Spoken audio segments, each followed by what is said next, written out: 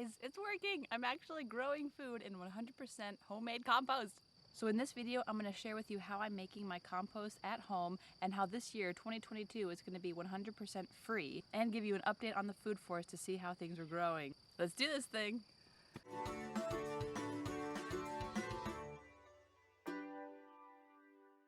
So excuse the roosters crowing this morning, but I wanted to show you my compost setup. Last year I had 6 piles and now I've reduced it to 3. So I've got 1, 2, and 3 piles going. Now the lovely thing about compost is it's very forgiving and it's very easy. So you just need a lot of browns and some greens. So greens would be like green grass or expired produce and things like that. And the browns would be brown things like cardboard, things that are dead or very dry, dead leaves, sawdust. So this beautiful compost pile and this one, these are almost done. These really are done. I could grow in these right now. For the browns, I have some mulch that I actually did pay to have dropped off last year. But from now on, I hope to just put in sawdust that I can get for free from somebody who does wood carving work in the town I live in. And then I did a bunch of pruning on the peach branches, so there's a bunch of branches up here. This is going to be very slow to breaking down, but the leaves anyway and the small branches will start breaking down. And for the greens, I go to my local grocery store once a week and pick up expired produce. Now it's less now than it was before because several people are doing it now, which is great. There's less waste. But I have been dumping a whole bunch of different food scraps on the pile each week or every other week. So then I just take my pitchfork and the rake and the kids help me and we stack back up the piles because the chickens tear them down and eat the bugs inside, which is exactly what I want them to do. So I get my exercise and they get their bugs. And I've got some trash cans up here to collect all the trash from the food scraps. And here is my cardboard box graveyard with all the boxes from the store that I shred up and they eventually break down, and I'm going to be moving that pile over here to the pile very soon so it can continue to break down. And the last thing about this system, which I discussed in my last video with the watering system, is I do have some hoses set up here, and I actually have a timer and a sprinkler set up to water the compost, which is kind of funny. It goes off for maybe 25 minutes and it keeps the bugs coming and keeps the chickens digging at it and helps the breakdown process. And then this is the pile of sawdust that I was just able to get for free from the friend in town who does wood carvings. So this is just an excellent source of the browns to go on the pile. I also have shredded up paper in here that I used my wood chipper for recently, which I'll show the video on in a few weeks, or cardboard or egg cartons. I found that egg cartons are really nice. They take a little while to break down, but when I unstack them, there's always lots of little beetles running around, so the chickens love to eat them. But I'm just going to show you how beautiful this is. This is kind of a dry pile, but still so broken down, so beautiful. And like M.I. Gardner mentioned in one of his videos, it doesn't have to be super fine and sifted to use it. It's actually good if there's materials that are different sizes. It's just beautiful and it's ready to plant in. Such great biodiversity in there. Oh, I just love it. Now the footage I'm about to show you is actually from last month, about 4 weeks ago or so. So stick around to the end because I have an even more recent update just from today, July 14th, 2022. So upon entering the garden, first up are the pumpkin plants. And there's been plenty of bees around here. This bumblebee is taking care of pollinating this. And then some honeybees, I think, saw them and then flew away because bumblebees are giant. Now next come the melons. So I planted a bunch of watermelons and they are coming along. We've got some little baby watermelons.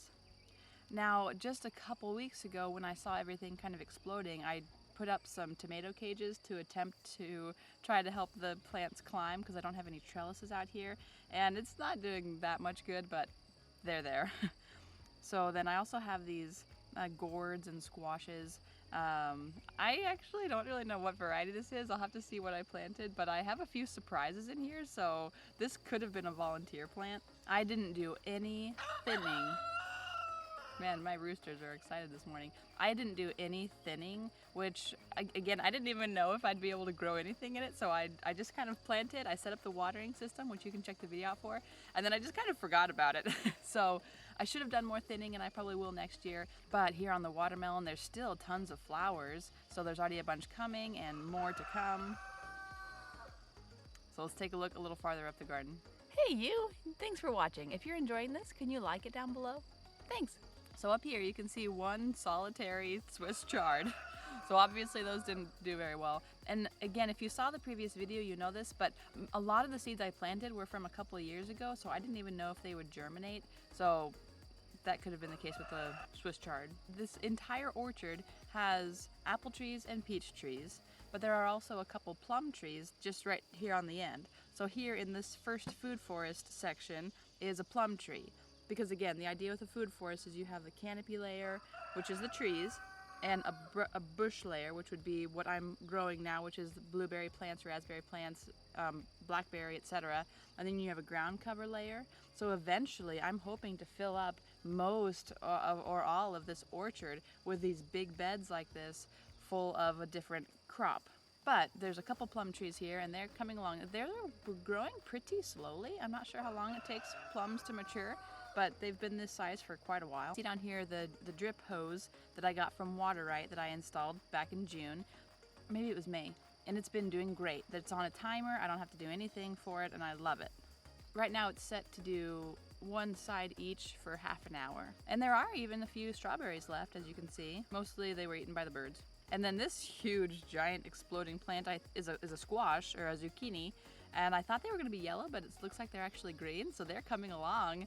And again, this was probably multiple seeds that I didn't thin, and now it's this giant, scary zucchini monster plant, but I'm still excited about it. There's fruit on it now, which I'll show you at the end. And then towards the end, this is one of my blueberry plants, and unfortunately I accidentally was hacking at it with the weed puller because there was a weed near it and I didn't see the blueberry plant, so it's not doing very well. So I hope that I can still salvage that, or that it survives into next year. Maybe there will be something that will come up from the roots from it. But on the plus side, there are grapes growing on my grapevine, which I'm so excited about. And this middle blueberry plant did absolutely die. I planted 3 of them, 3 different varieties, one on the outside of the trellis, one on the inside, and one on the other side. So this middle one did die, unfortunately. But the one on this end is doing well, and there's some blueberries on it. So it's just exciting. Everything's kind of little and baby size right now. But again, Lord willing, I hope to keep expanding in the future. So I should probably make some protection for these blueberries soon. I know my neighbor has this bird netting that goes over it, and many people do that to keep the birds and rabbits, wild rabbits, out of the blueberries, so I may need to do that. And then this grapevine is also doing well and producing grapes, which is exciting. And there's some beautiful fresh shoots on it. And then last but not least, the sugar snap peas are doing well. The things that I have not seen have been beets or carrots, which is kind of a bummer because I like those. But there's plenty of other things growing in here, which I'm very excited about. Again, that was from several weeks ago, and here's a quick update about what things look like today, July 14th, 2022. There's still pumpkins growing, and these are starting to ripen up, which is exciting. And we have some cantaloupe. To be honest, I didn't even remember that I planted cantaloupe. But there it is. There's even a tomato plant, and I'm sure I didn't plant tomatoes. So I have some fun volunteers in here, which is great. The peas are done, which is fine. They were kind of wilted a little bit when I harvested them, so they're actually in my fridge now, and I think I'm just going to go ahead and let them dry out and use the seeds for next year. I don't know much about seed saving or how that works, or if you have to soak them in water first or something, but I'm hoping to look into that for the peas. And there are still some blueberries. They're still ripening up. It is possible to grow in 100% compost, as I'm finding. And I actually got my compost tested by somebody who's practicing testing compost to see what things are like in it. So I'll chat with her soon about what her findings were. And I almost forgot, I had a sunflower, a volunteer sunflower, and it blossomed. It's so beautiful. The process that I use takes a lot of time as far as getting things into the compost piles and turning them, but the cost is nothing. Thanks so much for joining me. Bye.